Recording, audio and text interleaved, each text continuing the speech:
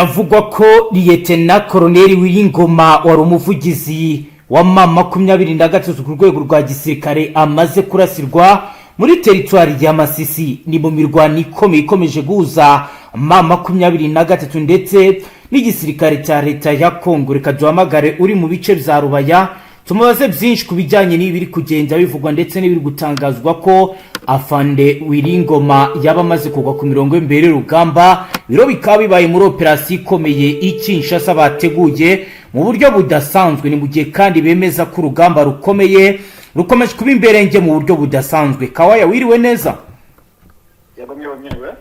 Yego, tuguhamagaye turi live. Tubonye amakuru ari gusakara ku mbuga ngurukana bumenya agaragaza ko Liyetena Koloneli Wiringoma yaba amaze kurasirwa mu bice byo muri Masisi. Bihagaze gute amakuru mufite nayo kugeza ubu? Ayo makuru uko uyambwiye niko biri kuko magenga ya rwose bisa nabimaze gucikamo igikuba abaturage n'ubundi batuye muri aka gace n'ubundi merereyemo Kamushake ndetse na Rubaya muri rusange, kuko kuri ubu ngubu igihari kuko baravuga ko Koloneli Wiringoma atari we warashwe wenyine, biravuga ko hari n'abandi barashwe. Gusa bakomeje kunavuga ko n'ubundi nabo baraza gukora ibishoboka byose nabo n'ubundi bakaza kwihorera, kuko mu by'ukuri ibitero leta ya Repubulika Iharanira Demokarasi ya Kongo ikomeje kugenda igaba ku baturage batuye i Rubaya n'ubundi basa naho n'ubundi gikomeje. Yego, kuraswa mu makuru mufite yaba yarasiwe ku mirongo imbere rugamba, yarasiwe aho yabaga, bihagaze gute? Kuko ntabwo turabasha kubona amakuru yaba arambuye arenze ku yo twari twabashije kubona mbere. Yarasiwe ku mirongo y'imbere y'urugamba kuko iriya drone yaje n'ubundi mu rukera mu masaha ya 8:43 igenda irasa amabombe mu bice bigiye bitandukanye. Yego,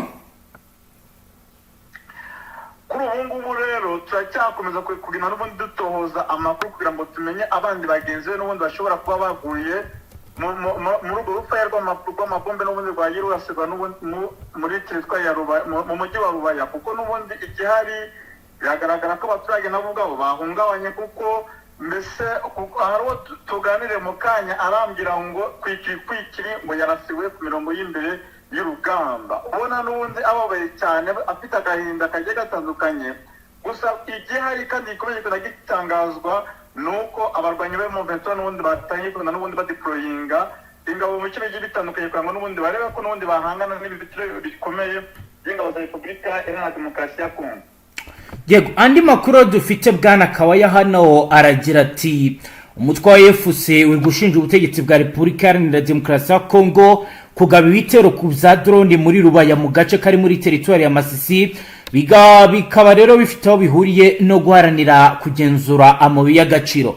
Aho bitangazwa kuva ku wa mbere ku itariki ya 23 bice bikikije Rubaya zabaye isibaniro y'imirwano ikomeye nyuma yo kugabwamo ibitero by'ingabo za leta ya Kongo aho ziri gufatanya n'abarwanyi b'imitwe ya Wazalendo. Aho bitangazwa FC bice ku muvugizi wayo Laurence Kanyuka isatangaza ko ingabo za leta zakajije ibitero muri Rubaya nyuma yo kwirasaho na drone kuva mu rukerera. Aho yagize ati kuri uyu wa kabiri tariki ya 24 guhera saa 8:45 z'igitondo drone z'ihuriro ry'ingabo z'ubutegetsi bwa Kinshasa zikurasa buhumye mu mujyi wa Rubaya zikica ndetse zikateza n'ubwoba bukomeye abaturage. AFC nta mubare yatangaje wabo bira bitero byangirije, gusa Kanyuka yavuze ko ibyakozwe n'ubutegetsi bwa Kongo ari igikorwa cy'ubugome kigize icyaha kibasiye inyoko muntu ndetse n'ikintambara. Perezida wa M23 kanaba n'umuhuzabikorwa wungirije w'ihuriro rya FC Bertrand Bisimwa yagaragaje ko ibitero bizatangiye kugabwa mu Rubaya bifite aho bihurira n'amasezerano yerekeye amabuye y'agaciro ubutegetsi bw'Kinshasa buheruka gusinyira i Washington DC muri Leta Zunze Ubumwe za Amerika. Ati kuva Washington hasinywa amasezerano y'ubukungu mu by'amabuye y'agaciro ubutegetsi bwa Kinshasa bwarabibonye bikabije, nta cyubahiro giha gahunda y'amahoro kandi bukomeje gukora ibikorwa by'ubwicanyi n'itsembatsemba ry'inzirakarengane. Nta gihano binyuranyije n'agahenge kandi bikaba bidahuye n'ibyari byaremeranyijweho. Rubaya rero bwana Kawaya, ni ibice biteye gute ku buryo operasiyo mu gihe barasa muri Rubaya bishobora guhungabanya abaturage? Nk'umuntu wazi, ku batazi wababwira ko hameze gute mu buryo bwa gisirikare? Ubundi Rubaya ukuntu hateye, Rubaya ni igice, Rubaya uriya mujyi ni umujyi usa naho umeze nk'ikibaya. Ni ikibaya kuko ni ikibaya gikikijwe n'indi misozi igiye itandukanye, kuko hejuru ya Rubaya hari umusozi witwa Akabashumba, ndetse utari wagira Akabashumba hari akandi gasozi kitwa Rutivumbura bisanzwe, kuko gafite irindi zina aho bita mu Gisura. Iyo uvuye Rubaya rero urazamuka ukagera ku kandi gasozi kitwa ku Muderi. Uwo Umuderi ni ukuvuga ngo uva ku Muderi ugahita winjira n'ubundi mu mujyi wa Rubaya, kuko mbese ni utuyira tugiye tumanuka n'ubundi twerekeza muri icyo kibaya cya Rubaya. Mbese wakwita ko n'ubundi izina Rubaya n'ubundi rikomoka n'ubundi mu kibaya, niko njye nabyita. Mbese noneho ukerekeza na za Nkungu, wamara kuva za Nkungu ukajya za Kabashumba, wava Kabashumba ukajya n'ubundi ku tundi dusozi tundi natwo dusanzwe ducukurwaho amabuye y'agaciro, ndetse no hari n'utugeze n'ubundi duturiye muri ako gace n'ubundi ka Rubaya. Mu by'ukuri urumva yuko kuba leta ya Repubulika Iharanira Demokarasi ya Kongo byakomeje kugira n'ubundi ibomba leta n'ubundi muri uriya mujyi wa Rubaya, bamwe mu baturage n'ubundi baragira atuma n'ubundi batangira guhunga, bamwe baratangira kwerekeza za Kicanga, abandi berekeze za Mushaki ndetse na za Sake, nk'uko n'ubundi nahoze mu gitondo n'ubundi mbibabwira. Urupfu rwa Wiringoma mu gihe koko zabibaye confirme ko byamaze kurangira, hari icyo riri buze guhungabanya ku rugamba M23 yarwanaga? Mu by'ukuri biraza kugira icyo bihungabanyaho, kuko mu by'ukuri Wiringoma yabaherezwaga ku mirongo y'imbere y'urugamba, kandi akaba n'umuntu utira morale n'ubundi bamwe muri bagenzi be n'ubundi babaga bajyanye ku rugamba. Kiraza kuba icyo gikomeye cyane, ariko mu by'ukuri simpamya ko n'ubundi biraza guhita birangirira aho ngaho, kuko nabo baraza gukora ibishoboka byose n'ubundi ibitero shuma leta ya Repubulika Iharanira Demokarasi ya Kongo ikomeje kugira n'ubundi igaba ku barwanyi bari mu M23, nabo ubwabo baraza gukora ibishoboka byose nabo ubaze kwataka bikomeye. Tubishe ibice birimo Mutuza, Kasasa, Nkokwe, Nyakinga, Miruta, Nyarunaba, Runigi, Kabara, Kanyaru, basunika ingabo M23 ku ntera irenga ibirometero 10 uvuye ku kigo gikomeye cyo kuzuza bw'amabuye y'agaciro cya Rubaya, gifatwa nk'ahantu h'ingenzi ku bukungu bw'akarere. Ibiro bikaba byatangajwe nk'intambwe ikomeye mu kurinda ubusugire bw'igihugu no gukumira umugambi wo kwagura ibice bigenzurwa n'imitwe yitwaje intwaro. Ni mu gihe kandi bavuga kuri axe ya Katoyi Masisi abazarendo bahavuye ku bufatanye n'izindi nzego zishinzwe ibikorwa bya gisirikare, bakaba rero bisubije Katoyi Centre ari nayo sheferi y'aka gace, ndetse n'utundi duce twari tuyikikije nk'ayitwa Bibatama, Bohirwa, Katunda, Bukumbiri, Muho, Kahwere, Cugi, Mutobo, Ruke, Murema, Kitembe n'ayitwa Kavuta. Bemeje ko kandi ubu ivyo bice biri mu maboko yabo, kandi bashyizweho ingamba zo gukomeza kubicungira umutekano no kurinda abaturage. Bavuga ko mu gace ka Mpeti gaherereye kandi muri teritwari ya Warikare, abazarendo bavuga ko hari igitero cyagabwe ku itariki 20 z'ukwezi kwa 2026 cyasubijwe inyuma, aho umwanzi yahuye n'imbogamizi zikomeye zituma adashobora kugera muri aka gace.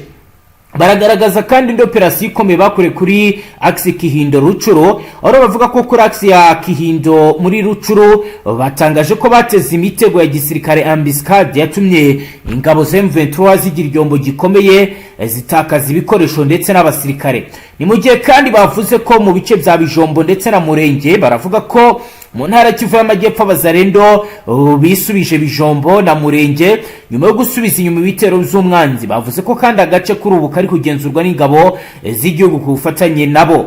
Gusa mu itangazo ryabo bemeje ko Kavumu ikiri mu maboko y'ihuriro ya M23, ariko ko bakomeje gutegura ingamba za gisirikare zigamije kwisubiza ibi bice. Wazarendo kandi baravuga ko mu mirwano yabaye hagati ya tariki ya 16 na 22 z'ukwezi kwa 2026 abarwanyi barenga 50 bishwe, abandi benshi bafatwa mpiri, ndetse anatorwa intwaro nyinshi zirimo imbunda za AK-47, machine gun ziremereye za PKM, imbunda nini zo mu bwoko bwa 12.7 mm, morotsesu wa santi n'amasasu.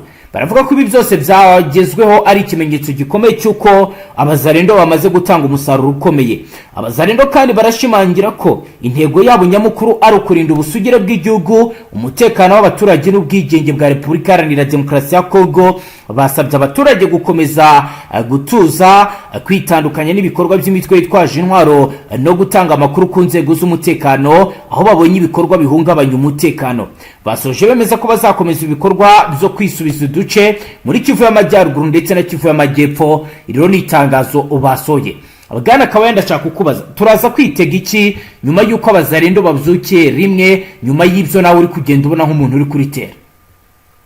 Nukuvuga ngo ikintu kigiye kuza kwitega nuko kuri ubu ngubu imirwano irasa naho yongeye kubura muri Kivu y'Amajyaruguru ndetse na Kivu y'Amajyepfo, kandi mu by'ukuri twe nk'abaturage twari tumaze iminsi tubaho mu mudendezo kandi dukora buri kintu cyose dushaka, tubona ko nta kibazo n'ubundi kizongera kugaruka n'ubundi muri Kivu y'Amajyaruguru, by'umwihariko nk'aho n'ubundi nsanzwe mbarizwa. Kuri ubu ngubu rero igihari mu by'ukuri nyuma y'ako gahenge n'ubundi katangajwe Repubulika Iharanira Demokarasi ya Kongo, muzi neza ko yavuze ko nayo ubwayo yemeje agahenge, ndetse yewe n'abarwanyi bose M23 nabo bakemera kuvuga ko nabo ako gahenge nabo bagomba kukubahiriza. Icyaza gukurikiraho nuko M23 nayo ubwayo iraza guhorera abaturage, uko ntagira yemera ko abaturage n'ubundi bakomeza kugabwaho ibyo bitero, ndetse kugira ngo n'ubundi bakomeze kugenda n'ubundi bimurwa mu byabo ngo bemere. Ikintu kiraza guhita gikurikiraho ni imirwano igiye kongera kubura muri Kivu zombi, ndetse yewe nk'uko yahoze kugenda ivuga ko n'ubundi ishaka kwerekeza Kisangani, akomeje kuza n'ubundi aturuka ibyo bitero, n'ubundi ndabona ariyo bishyira.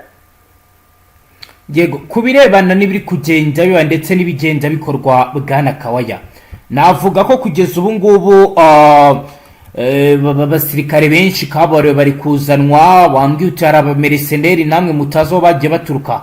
Mu by'ukuri mba 23 yo kubirebana no guhindura imbaraga zo kugira ngo ibashe kwirwanaho, yo ihagaze gute kugeza ubu? Mu by'ukuri M23 nayo ubwayo kuri ubu ngubu yariteguye bihagije, ndetse yo muzi neza ko Repubulika Iharanira Demokarasi ya Kongo nayo yazanye uburyo bwo kugenda isama amabombe n'ubundi agenda araswa na za drone, ndetse yewe na drone zikaba zahanurwa zikoreshejwe ubwo buryo n'ubundi Repubulika Iharanira Demokarasi ya Kongo nayo yaguze. Kuri ubu ngubu nayo M23 nayo ubwayo ubwo bushobozi nayo irabufite. Nuko mu by'ukuri ngerageje kugusobanurira muri makeya impamvu mu by'ukuri biriya bitero n'ubundi byaje bigatira rubaya, nuko M23 yari izi neza ko ako gahenge kagomba kubahirizwa, nk'uko n'ubundi byakomeje kugenda bitangazwa n'inzego zigiye zitandukanye. Kuri ubu ngubu rero ibyari kandi kikaza guhita gikurikiraho, M23 nayo ubwayo ubwo bwirinzi abufite. Izo ndege n'ubundi nubwo zakomeje kugenda ziza n'ubundi zirasanga abaturage, ni ukuvuga ngo nabo baraza gukora ibishoboka byose kugira ngo ibyo bitero n'ubundi kugira ngo bitaza kugaruka bakoresha ubwo buryo bw'ubwirinzi, kuko nabo bwo barabuguze nabo barabufite. Ikibazo gukurikiraho rero ni uko Repubulika Iharanira Demokarasi ya Kongo ibyo bitero shuma, ndetse n'abari no mu masezerano yagiye yemerera Leta z'Ubumwe za Amerika yuko bazarwanya M23 bakayirukana mu bice n'ubundi yagiye yigaruriza, ntabwo bizigira bibaho, ahubwo n'ubundi by'intambara igiye kubura, igiye bakaba bakorekeza Kisangani ndetse bakaba bagira na Kinshasa. Yego, kugeza ubu dukomeje tukareba mu bindi bice bya teritwari ya Masisi, ho bihagaze gute ahandi yaba ihungabana ry'umutekano ndetse n'izindi operation? Mu by'ukuri mu bindi bice bigiye bitandukanye n'ubundi muri Masisi, urabona ko bitewe n'ibyo bitero shuma byabaye ku munsi w'ejo ndetse n'ibyabaye muri iri joro mu rukerera, bamwe mu baturage bari bahunze berekeza Nkungu n'ubundi, kuko n'ubundi niho mperereye ku musozi, kuko iyo uhagaze Nkungu bawitegeye ibyiza nyaburanga n'ubundi by'umujyi wa Rubaya ubu bireba hafi ya za Kabashumba. Mu by'ukuri ikintu gihari abaturage bahungabanye, yewe ndetse hari na bamwe batangiye kugenda bafata amamoto berekeza hepfo, ndavuga za Sake, kuko n'ubundi Nkungu ni umusozi n'ubundi uteganya na za Mushaki. Iyo uvuye Mushaki n'ubundi tugera Sake, igihari kandi gikomeye, bamwe mu baturage n'ubundi batangiye kugenda n'ubundi bihanganishwa, ndetse nako bamwe bagenda bagirwa bagasubira mu byabo. Ariko ikintu gihari ni uko AFC M23 itangiye kugenda deployinga bya bibonda birebire za BM n'ubundi zerekeza kuri imisozi miremire, kugira ngo n'ubundi bacunganywe n'uko hari ibindi bitero n'ubundi bishobora kuba byagaruka bya drone, maze bagahita bazihanura. Yego, gusa ko igihari kandi gikomeje kugenda n'ubundi kigarukwaho na benshi mu baturage, nuko ari kwifuza yuko AFC M23 n'ubundi bagumana nayo mu bice n'ubundi bigiye bitandukanye, n'ubundi bakomeje kugenda n'ubundi babohoza by'ingabo za Repubulika Iharanira Demokarasi ya Kongo. Kuri ubu ngubu rero abaturage barishimye cyane, yewe ntibifuza no kuba bakumira ko ingabo za leta Repubulika Iharanira Demokarasi ya Kongo n'ubundi zigaruka mu bice n'ubundi byakomeje kugenda bibihurwa n'abarwanya AFC M23. Kawaya, ko hari abari kuvuga ngo M23 ifite abasirikare bake mu bice bitandukanye bitewe n'uko FARDC yabatatse muri kote zose, byo urabivugaho iki mu makuru ufite n'ayahe? Abo bagiye batangaza amakuru ameze gutyo ni ukubeshyana. Iyo wavuga ko ari ibihuha ntabwo nabo mbeshye, kuko mu by'ukuri kuri ubu ngubu mu kwezi gushize AFC M23 mu kigo cya gisirikare cya Rumangabo, yego, yavanye abasirikare 7,300, ndakeka n'indi mibare iri hejuru. Kandi mu by'ukuri si abasirikare gusa, hari n'abandi bakiri n'ubundi ku ikosi n'ubundi bazaza gufasha bagenzi babo kugira ngo bakomeze urugamba n'ubundi rwo kubohoza Repubulika Iharanira Demokarasi ya Kongo, by'umwihariko ibindi bice bigiye bitandukanye n'ubundi bitarimo abarwanyi ba M23. Abo ngabo rero bagenda batangaza ibyo amagambo ameze gutyo, nge nabita, reka mbivuge mu Kinyarwanda, mbivuge muri ubu buryo, nge nabita ibigarasha n'ubundi bidashyigikiye abarwanyi ba M23 yuko n'ubundi babohoza ibindi bice bitandukanye ya Repubulika Iharanira Demokarasi ya Kongo. Ndumva rwose umuntu watangaje amakuru ameze gutyo nayo yubantu kubeshya. Yego, kugeza ubu ngubu ahari ibicukuzi bw'amabuye y'agaciro atangiye kuraswa. Ese kugeza ubu Kawaya, akazi karacyakomeje cyangwa kamaze guhagarara? Akazi karacyakomeje. Erega nubwo biriya byabaye mu rukerera ndetse n'ibindi bikaba ku munsi w'ejo, abaturage n'ubundi baracyafite n'ubundi agahenge, kuko n'ubundi abarwanyi ba M23 n'ubundi baracyari iruhande rwabo. Kandi mu by'ukuri aya mabombe n'ubundi yagiye aterwa n'ubundi n'indege za drone. Kwa rero ari indege za drone, abarwanyi ba M23 nabo bagerageje kugenda begera abaturage babaganiriza, bababwira yuko ibyabaye bitarongera kuba, ko nabo biteguye n'ubundi kuba basubiza ibyo bitero shuma yakomeje kuza n'ubundi bigabwa n'ingabo za Repubulika Iharanira Demokarasi ya Kongo ndetse n'abafatanyabikorwa babo b'Abazarendo. Gusa ko ikintu gihangayikishije abaturage bagenga ndetse ku ruhande rw'abarwanyi ba AFC M23 nuko bamwe mu baturage kuri ubu ngubu harimo abakomeje kuza n'ubundi bacumbikira Abazarendo mvuga ni abana n'ubundi bavuka muri biriya bya Masisi n'ubundi bahoze barwanya ubutegetsi bw'abarwanyi ba AFC M23. Kuri ubu ngubu rero igihari harimo abaturage bakomeje kugenda bacumbikira abana babo, maze bagasa nabo babagirira ibanga. Kandi mu by'ukuri AFC M23 yatanze itangazo ivuga ko mu by'ukuri nimba hari umwana ushobora kuba waragiye muri Wazarendo, ashobora kubakuza kwirepotinga ndetse akajyanwa ku ikosi, yamara gutwarwa ku ikosi akora imyitozo, nawe akajoininga abarwanyi bose M23, maze bagafatanya urugamba rwo kubohoza ibindi bice n'ubundi bitandukanye n'ubundi bigize Repubulika Iharanira Demokarasi ya Kongo. Kuri ubu ngubu rero nuko igihari hagiye kongera kuba imikwabo igiye itandukanye yo kongera n'ubundi kugenda basubira mu mazu, bareba bamwe mu barwanyi ba Wazarendo bakabafata n'ubundi bakabatwara ku ikosi, ndetse n'abandi bamwe bakaba bafungwa. Kuri ubu rero igihari kandi gikomeje kugenda gihangayikisha abarwanyi ba M23 nuko harimo abaturage kuri ubu ngubu bagicumbikiye Abazarendo bakomeje kugenda n'ubundi babuza abandi umutekano. Yego, Sake naho biravugwa ko umutekano ushobora kuba wahungabanye. Kawaya, ho amakuru ufite n'ayahe mu bice bya Sake, Lac Valley ndetse no mwabiya bice biza kwibambiro? Sake ikintu igihari nuko mvuganye n'umuntu n'ubundi usanzwe uhatuye, n'umumama uhatuye, mu by'ukuri nagerageje kumuhamagara mubaza situation n'ubundi uko baramutse mu mujyi wa Sake, angiye yuko nabo ubwabo bitewe n'amabombe n'ubundi yaramutse avugira muri Rubaya, dore ko hari na bamwe mu bamotari n'ubundi basanzwe bakorerayo, basanzwe bahakorera. Kuri abenshi babyutse n'ubundi bazindukira mu mujyi wa Sake bavuga ko ibintu byapfuye umujyi wa Rubaya. Kuri ubu bamwe bahungabanye, yewe hari na bamwe batangiye kugenda batekereza bavuga ko n'ubundi bagomba kuhungira n'ubundi mu mujyi wa Goma, dore ko kuri ubu ngubu igihari kuba imirwano yongeye kuba kandi ikoreshejwe indege mu mujyi wa Rubaya, bagatekereza ko n'ubundi ishobora kuba yagenda ikaba yagera mu mujyi wa Sake ndetse no mu mujyi wa Goma. Ujyanye na situation iherereye mu Bambiro rwose kuri ubu ngubu icyo nabwira abakunzi bacu bari bamaze iminsi batatwumva, Bambiro kuri ubu iyobowe n'abarwanyi ba FCM Ventura, kandi Bambiro ubu ngubu bariyeri ihari.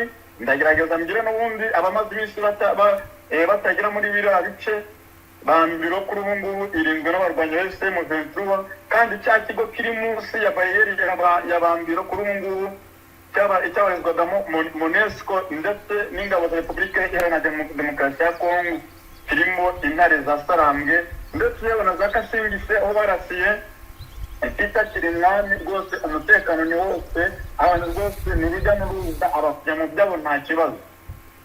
Yego kawe, reka tugushimire dusoreze ahabwo wowe ukomeze dukurikiranire iby'amakuru, ugende utugezeho n'izindi update. Murakoze cyane namwe banywanyi mudateba kubana natwe ngaha kuri Mbonesha kuri mwe Rudende bakiriza amakuru atusuye barabana n'umutekano, politiki, ububanyi n'amakungu ndetse n'ubuzima bwa munsi bw'abanyagihugu. Dusoreje ngaho dukurikiye bwa mbere usonde sabone ntuzongere gucikwa n'amakuru ndetse n'ibindi biganiro tubashyikiriza ngaha. Hasta la vista.